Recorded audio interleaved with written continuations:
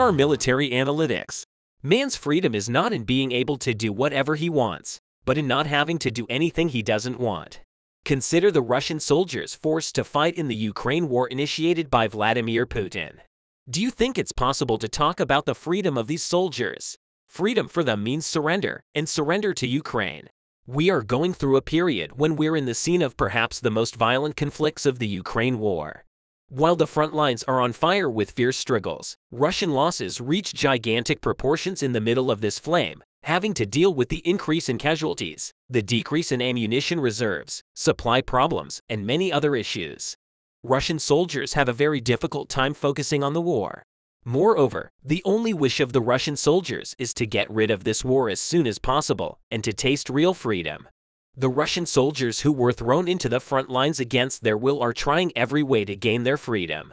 We have witnessed many times that Russian soldiers resorted to mass rebellions and desertions to get themselves out of the war.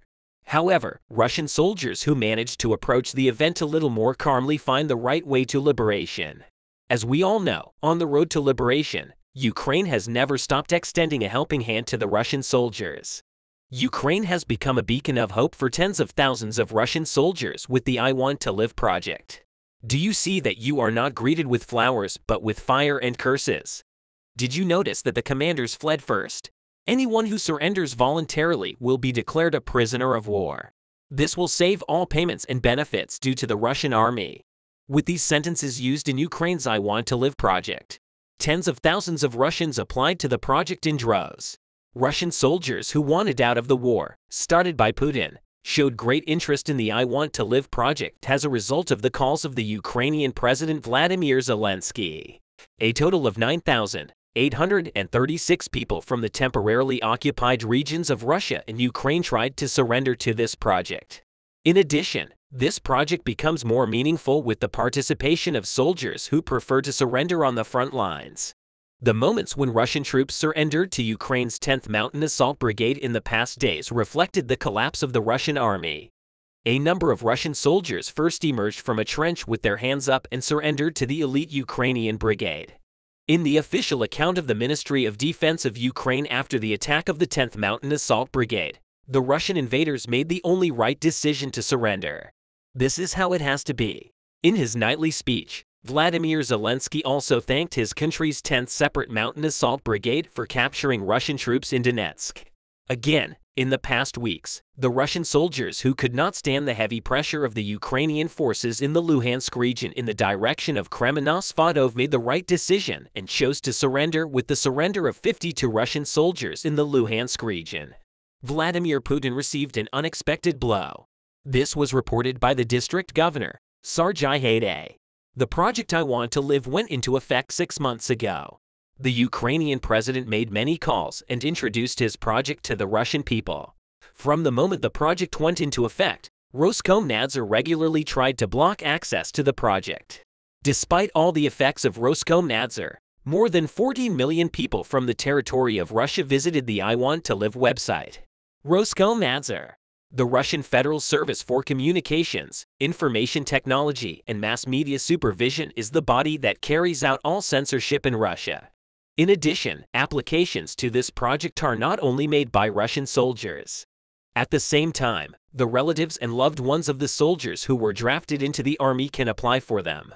This is because the mobilized Russians did not have access to the internet or mobile communications when they arrived in Ukraine. I Want to Live. Tthe is a government project designed to help Russian military personnel surrender safely. The project receives more than 100 calls every day in the project with great demand. The Ukrainian authorities even added a chatbot to its website to meet this demand. The demand for the project is increasing day by day. So what could be the reason for such interest in Ukraine's I Want to Live project? We would be glad if you let us know your thoughts in the comments. Undoubtedly, the Russian leader himself made this project popular, not wanting to end the Ukraine war that's been going on for more than a year. Putin poured hundreds of thousands of soldiers to the front lines. With the escalation of the war on the front lines, the Russian soldiers suffered many heavy defeats with the defeats the Russian army had suffered. It became unable to stop its military losses, especially in the past 2 months. Russian forces have lost about a third of the number of soldiers they lost at the last stage when the Russian soldier losses peaked. Thousands of Russians decided to take shelter in the Ukraine project to save their lives. Ukrainian Defense Ministry Defense Intelligence spokesman Andriy Yusov stated in March that 1,200,000 applications were received for the project. These calls were not a demand for surrender, however. The families of the mobilized soldiers learned how they could save the lives of their loved ones. Looking at the current demand, we can clearly see how the mobilized Russian soldiers are affected by the increasing casualties in this project, which will liberate the Russian soldiers. A small but effective vehicle that draws all the attention came to the fore surrendering to a drone. Ukraine is calling on Russian soldiers to do just that. The same is true for Ukraine today, as surrender was considered one of the most dangerous acts on the battlefield of the First World War, with a front line spanning hundreds of kilometers and the lands between the trenches, a dangerous minefield watched by snipers and subject to near constant shelling. Arranging a surrender presents dangers for all of those involved. This is where drones come into play, taking advantage of reports of low Russian morale. Ukraine began giving enemy troops detailed instructions on how to advance on the battlefield and lay down their weapons. As is known, tens of thousands of unmanned aerial vehicles have been deployed across Ukraine to eliminate Russian soldiers, spy on their formations, and direct bombs at their targets. But the Ukrainian military has launched a program to use drones in a more unusual role. This unusual role is to guide Russian soldiers who wanted to surrender. The role of the drone in the project was exemplified when a Russian soldier threw his gun to the ground, raised his hands, and nervously followed a path determined by a drone leading him to the 54th Mechanized Brigade of the Ukrainian Army. A few weeks after this incident, the Ukrainian General Staff released a training video explaining how Russian soldiers could surrender to a Ukrainian drone. This is now part of Ukraine's far-reaching effort to persuade Russian soldiers to surrender to the I Want to Live project. But it's too early to know whether the drone effort will attract meaningful numbers of Russian deserters. But that adds another way for Ukraine to recruit Russian deserters. This adds a distinctly modern twist to the age-old tactic of information warfare. This tactic might at least erode Russian morale on the battlefield. On the other hand, the application of approximately 10,000 Russian soldiers to the I Want to Live project shows that this project is on its way. However, a very important question occupied the minds of soldiers who applied to the project. We know that according to a decree signed by Russian leader Vladimir Putin, those who are against the war and do not want to fight would be sentenced to up to 15 years in prison. This decree frightened many Russian soldiers, and the Russian soldiers kept a distance against surrender. However, here again, Ukrainian authorities stepped in. Ukraine stated that they would not explain how the surrendered Russian soldiers surrendered. All surrendered Russian soldiers would be recorded as captured on the battlefield. Beside this, the Kiev government is making many commitments to the Russian soldiers who will surrender. The coordination headquarters for the treatment of prisoners of war assured that Russian soldiers would be treated in accordance with the terms of the Geneva Agreement. In addition, surrendering Russian soldiers will be able to monitor the conditions of stay of prisoners of war by the International Committee of the Red Cross and to receive assistance and legal support from other international organizations. As a result, the attitude of the Kiev government is quite humane. Despite the aggressive attitude of the Russian leader and the wind of fear that he has blown onto the territory of Ukraine, the leader of Kiev is striving to offer more humane living conditions to the Russian soldiers. We think that this project, which saved the lives of approximately 10,000 Russian soldiers, will become much more popular in the future. Tensions rise on the front lines with each passing day, and the Russian soldiers who are not satisfied with the situation have only one way out. Very tough clashes are taking place in Ukraine's 1,500-kilometer active front line on both the eastern front lines and the southern front lines. The Ukrainian army is conducting highly active offensives. These attacks provide the Ukrainian armed forces with a large operational area with the decision of the Ukrainian army to defend Bakhmut. All the offensive plans of the Russian army fell apart.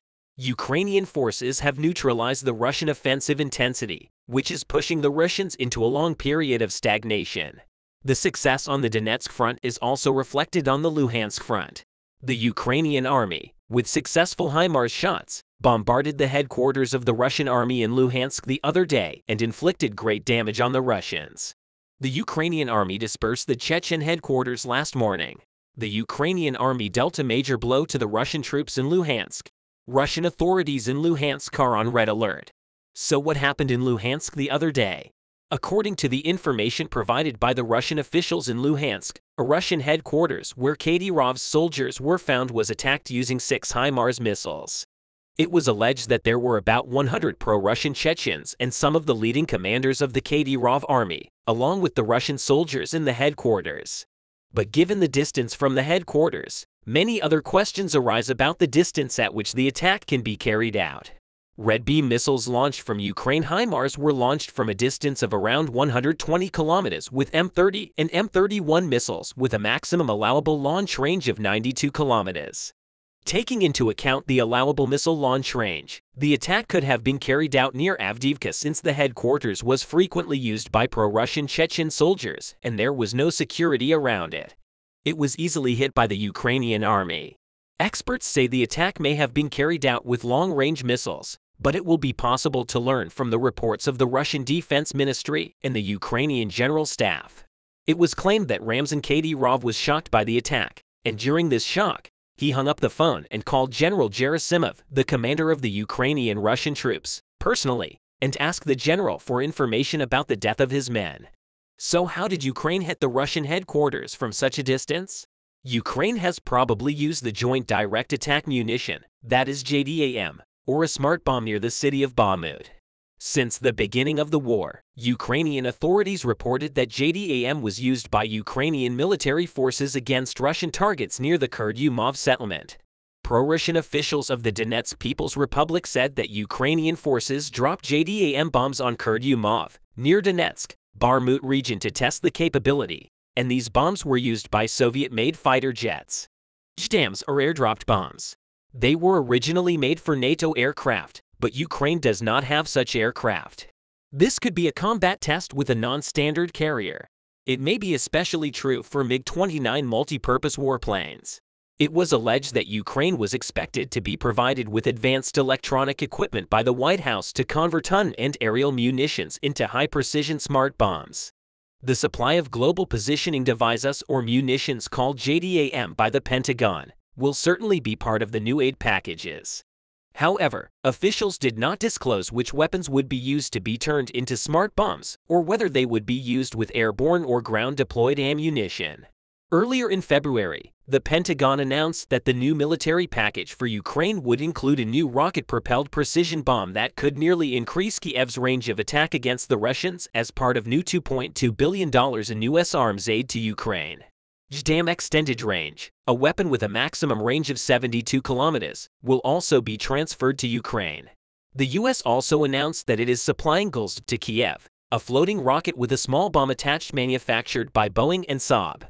Tthe is known to be sensitive enough to hit a target within a margin of error of a tire's radius at a maximum range of 150 kilometers.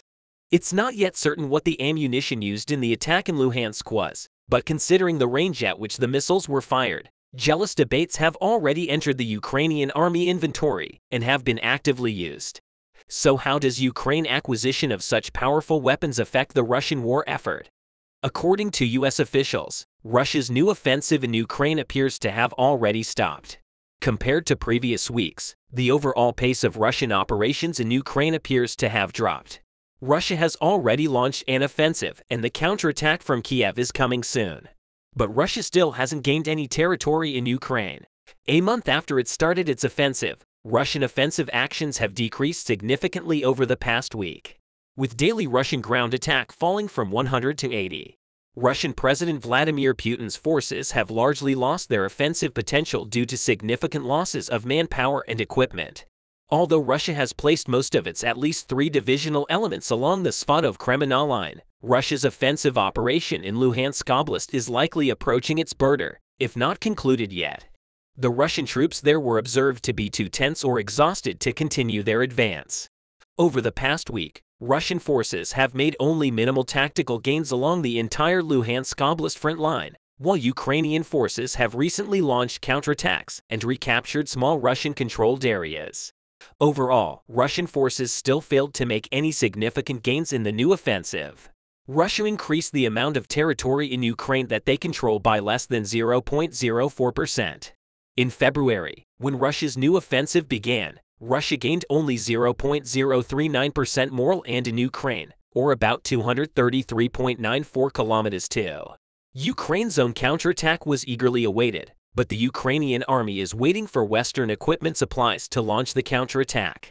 We have passed a year of the war between Putin and the pro-Western Ukrainian government, but the war waged by Russian forces today is very different from when Russia first attacked Ukraine.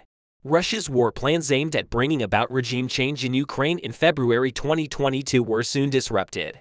Ukrainian President Vladimir Zelensky, who did not leave his army and country at the head of his country, received great support from the people in a short time, and it was soon understood that the current Ukrainian administration would not collapse. Therefore, Russia changed its war plans and Russian forces carried out attacks involving civilian targets on Ukrainian territory. However, this method did not benefit Moscow in any way. On the contrary, as the Russians tried to eliminate civilian targets in Ukraine in the later days of the war, Ukrainian forces were able to recapture most of the territory under Russian control. In addition to these achievements by the Ukrainian army, the attacks on the Russian headquarters in the Luhansk region are currently upsetting the entire balance of the Russian army, thanks to the accurate intelligence provided by the foreign intelligence services to the Ukrainian armed forces. The Ukrainian army is now focused on taking control of the city of Bakhmut. The Ukrainian armed forces is meticulously preparing for a counterattack that will begin in about 2 months. Strategies are being established and the necessary intelligence is gathered. The Battle of Bakhmut was a battle that would determine the fate of the Ukrainian war. At the end of this war, the Ukrainian army will either stop the Russian advance or the Russian army will advance into Ukraine with the momentum it gained with the Bakhmut victory. Of course, this is the worst-case scenario. Neither Ukraine nor its Western partners want such a scenario to happen. That is why Ukraine's offensive operations are being prepared meticulously. There are a lot of updates from the Donetsk region.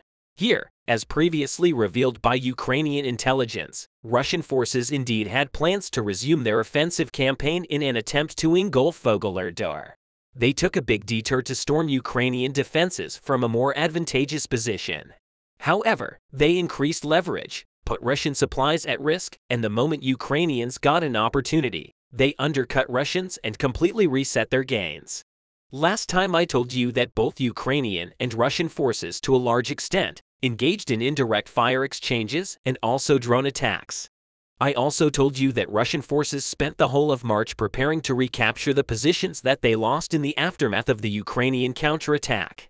Since Ukrainians were not planning on turning their counterattack into a large-scale operation for recapturing Pavlovka and Makinsky, maintaining positions in the residential area between these two settlements did not make sense.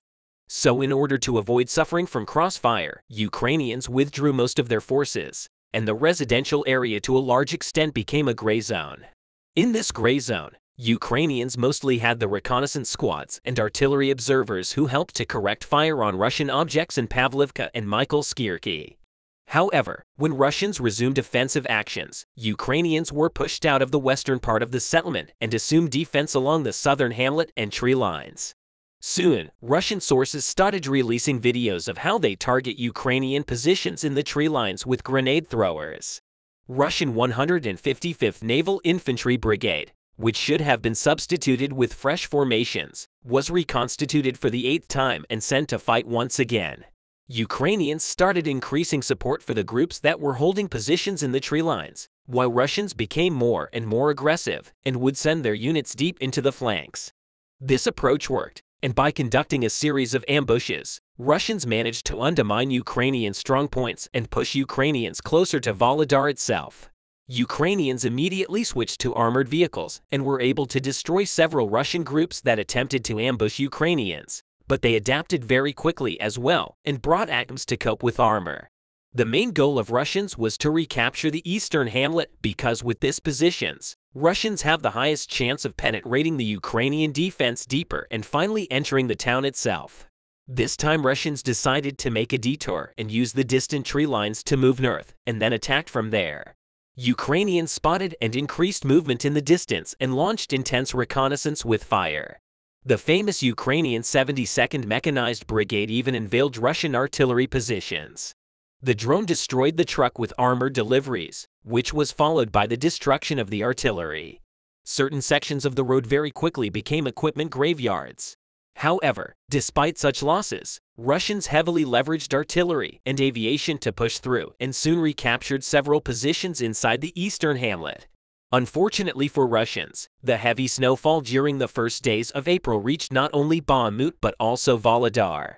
Due to the weather conditions, Russians could not continue using artillery and a special aviation and opened a window for a Ukrainian counterattack.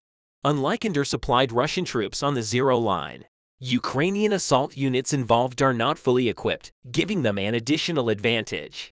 Judging by the combat footage, it seems like Ukrainians did not start from frontal attacks, but rather by undercutting the Russians from the north and recapturing positions in the tree lines. The snow went away quickly, but it did not help Russians, much as they had already lost the momentum. And Ukrainians continued releasing footage of recaptured trenches in the fields. Soon, the Russian soldier published a complaint where he said that his positions that are only 600 meters away from Soledar are simply untenable. It looks like Russian Marines and special operators that were involved in attacking the eastern hamlet lost their positions, because recent footage released by the Ukrainian side shows that Ukrainians are returning from a successful mission by casually passing through the hamlet. The situation remains unstable, so Ukrainians are focusing on continuous reconnaissance. Ukrainian drone operators from the 72nd Mechanized Brigade continue to monitor the fields.